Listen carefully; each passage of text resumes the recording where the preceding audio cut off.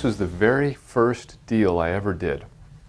And I get the listing. The way I started doing this was chasing short sales. And short sales is something totally different from note sales. You actually look for properties that are in foreclosure and you attempt to negotiate, hey, Aaron, notice that you're in foreclosure. Tell you what, why don't I help you sell the house? And I'll beat up the bank on what they'll accept because your house has too much debt on it. So you owe, in this case, let's go through the financials. So you had a $440,000 first, okay? First mortgage, deed of trust. You're going to see three different names across the country. Security interest or a security deed, which is in Georgia, deed of trust in non-judicial states, meaning not through the courts of law. Those are for typically Georgia, Texas, Colorado, New Mexico, California, Arizona, Nevada. Those are deed of trust states. And then you have judicial states. You're living in one of them. So we had a first mortgage, a second mortgage, and a third mortgage. The third mortgage was with the SBA. And so this guy ran a business. He had a cell phone company. The house was worth less than this. Now you're going to ask me, how do you get a business line secured against your house? Anybody understand how this could happen? Why do you end up with $400,000 third mortgage behind a $150,000 second when the house isn't worth this much? What's going on? Quick tangent. If you start a business and Nicole's out there and she wants to run a pottery studio and she wants to borrow money to do that, the SBA could come in, lend to her, but they're going to secure that loan against some kind of property, some kind of other collateral. So they cross-collateralize this loan against a property. Maybe okay if there's already a lot of debt on that house, but they just want to make sure that she understands if her business goes down, they can come after her house. That's what they had done here. This mortgage was with a bank that Sabrina had worked at in that city. Through a friend of a friend, I found out, this is Falk, that she had worked in that city. He says, oh, you should call Sabrina because I was chasing this house.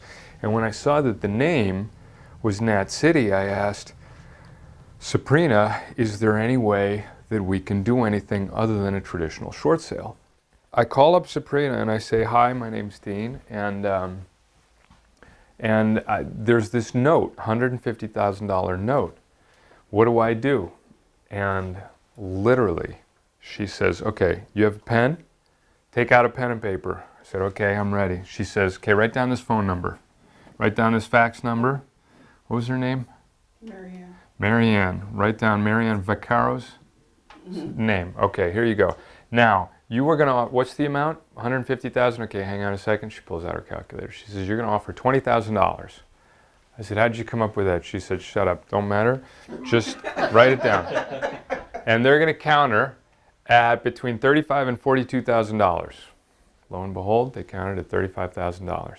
She said, okay, now here's what you're going to do. You're going to send in a counter to her counter at $23,500, and she's going to accept. I said, how did you know this?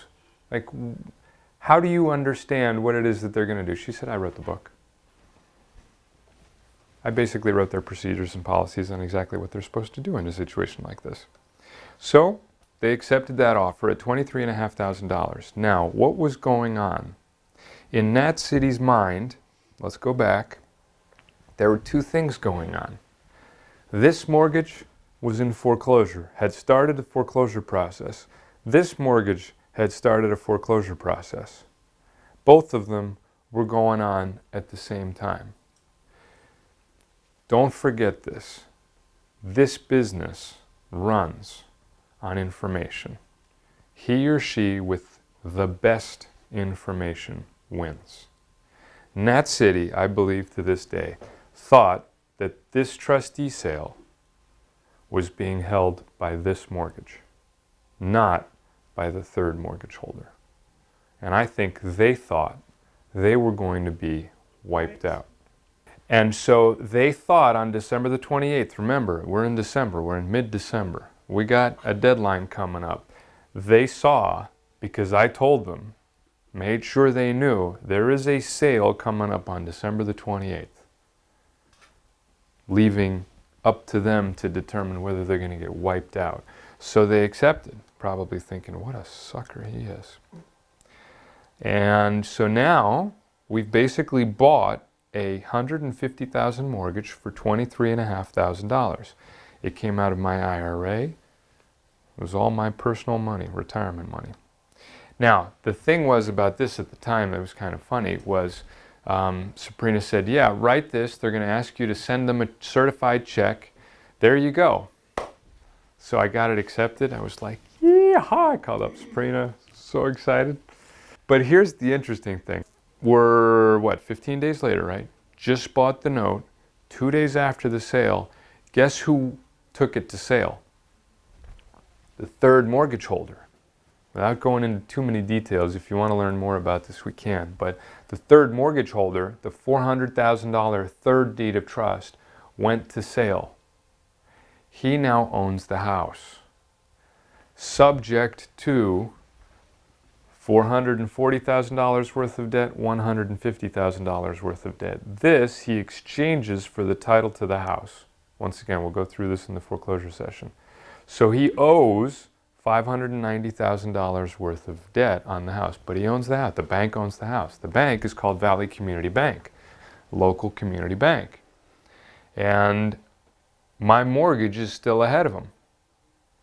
He owes the same thing that that borrower owed, $150,000. So I go to him and I say, hey, you want to buy a note? And he goes, well, what are you going to sell it to me for? And I said $120,000. Now, what's interesting is that he's going to have to pay me $120,000. But his savings off of what he should owe if he pays it in full is how much? So he's actually making a savings of 30 over 120. So I pitched it to the banker as, you're going to get a 25% return on your money if you buy my mortgage at $120,000. Take that to your investment committee. He said, oh, them's good numbers. And he ended up paying, he wired us on February the 3rd, so it was 34 days later, or February the 8th, $120,000. So in less than 2 months, this is what I want you to take away. Not the fact that we made $96,500 in under 2 months, because that's nice. This is a second mortgage. Today is going to be all about seconds for you guys. We're going to go through all these exit strategies, and I want you to focus on second mortgages. This is the key. No conversation with what you normally do. No dialer, no phone, no contact with anybody who's a borrower in the house. There's no title work. You got a third mortgage behind you. You have a second mortgage behind you. I want you guys to think opportunity, opportunity, opportunity. You can always try to sell that mortgage to a second lien holder. Susie's going to have a couple of examples of how we've gotten out of deals that way. So I'm just putting arrows into your quiver today, all right? I want you to absorb this as much as possible and just see different ways that we get out of deals. Didn't care about value, because he's the only one who cares. He owns the house. So value is something that's relative. You may think a house is worth $100,000, but guess what? In certain deals, in certain cases that you're managing, it don't matter one iota what you think that house is worth, because there are other players for whom it really matters. The borrower, a new lender who's going to come in, a third mortgage holder, and no realtors. So this is a different kind of deal than collecting from a borrower, but you've got to be open to it in order to get the best deal for you and for the company. This is not just traditional collections. But, okay, so remember, we've got a first mortgage, second mortgage, third mortgage. They're all secured against the house. So this one was recorded first, call it 2001. This is recorded second, 2003. This is recorded third, 2007. Doesn't matter the order of recordation, right? You can foreclose in any position. So this guy's not getting paid, and we certainly weren't getting paid. So this guy's plowing ahead in foreclosure. If he forecloses, what he essentially does is he does, and here's, I guess, Mortgage Basics 101. When you get a mortgage, you sign a promise to pay. So number one is, I promise to pay the bank $440,000. You give them a mortgage. And the mortgage, and what you give, is you actually sign something that says, I, Dean Engel, promise to allow the bank to take my house if I don't pay on the note. Okay? So you actually give a mortgage to a bank. And what the bank does is essentially it takes that mortgage and it goes down to the county recorder's office in Canton, goes down to Canton, sends this over, this piece of paper called the mortgage, and it records it. It gives it to the clerk of courts. Clerk of courts checks it out and then goes stamp, page, book, and records it, and it becomes part of the public record. So there is notification to everybody that you've got a mortgage on your house. Typically when you sell a house, the seller signs over the deed. If I decide to just, leave, and this is my house, and I leave and I never come back, the bank is going to go through the foreclosure process.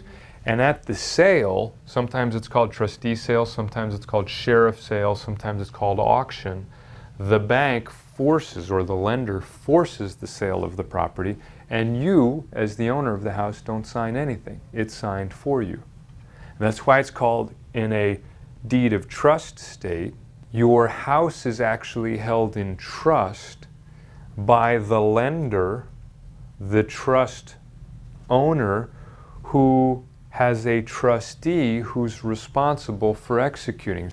A trust has a trustee assigned to it. And so the trustee then is responsible for selling your house. So that's why it's actually called a trustee sale. So you get some bozo's name on a deed that is actually a legitimate deed transferring title of a property from you didn't sign that piece of paper, to the new person. This guy foreclosed and got a trustee's deed. So he owns the property now. But remember, he was in third position. So think of it from the bank's perspective. He's borrowing money. She lends him $400,000. Then she comes in, lends him a second at $150,000. Then Susie, he goes to Susie, says, Susie, I need a business loan, $440,000 worth. She lends him $440,000. Do you think that she can come in, foreclose, and suddenly wipe out these two ladies? No one would ever lend any money if that were possible, because you have a first trust deed right here. So when Susie foreclosed, she now took title away from Evan, and she now owns the house, and this thing disappears. She exchanges her mortgage for the title to the house. That's the most important thing. There are two pieces of paper, one of which is a personal promise to pay. So when you say note, the note is what you care about with him. Right. Okay. The mortgage is what you care about with the owner of the house, which is now Susie. Okay. That's why these two things are totally different. A foreclosure is only related to the mortgage or the deed of trust. We're just talking mortgage and deed of trust. So Susie owns the house, but she has to pay you $440 and $150. Okay. May not have to pay it right now, but she's going to have to come out of pocket and pay that. So if she can get a discount on this or this at any point in time, it's gravy to her. So she decided, if he's offering this to me at $120, that's a savings for me. Aaron owns this house, and he has these three mortgages, totaling this. So if he sells the house, is he going to get a paycheck? No. No. So there's no equity. The difference between the total amount that is owed and the total value of the house. Okay. If this is Aaron, and this is Aaron's world, he's looking at $990,000 of debt and $800,000 of value, do you view your house as an asset or a liability? It's a liability. So, does that make sense? Because if he sells it, he's not going to make any money. So, this is fundamental to borrowers. Now, if this is our sense of value, could his sense of value be different? Could he think it's worth $1 million? Mm-hmm. It's very important to determine what he thinks the house is worth, not what I think it's worth, because this is going to affect the way he acts. I'm trying to get into his mind. How much does he think it's worth? If he thinks it's worth more than $990,000, then he's looking for a little bit of moolah, because he's got equity. He thinks it's worth more than he owes. If he thinks it's worth less than what he owes, it's not going to bring him anything. So he's going to be thinking about this thing differently. That's why my cagey answer to you is, what do we do in second depends on this equation number one. Is he still living in it number two? If he's left, that tells me already, okay, he's gone. I don't care what he thinks the actual number is, but if that house is vacant, it's a totally different equation on what we do. And then we can get into, we'll do case studies on, okay, what would we do in this situation? But we're going to have to make sure that we cover some basics, mortgage basics.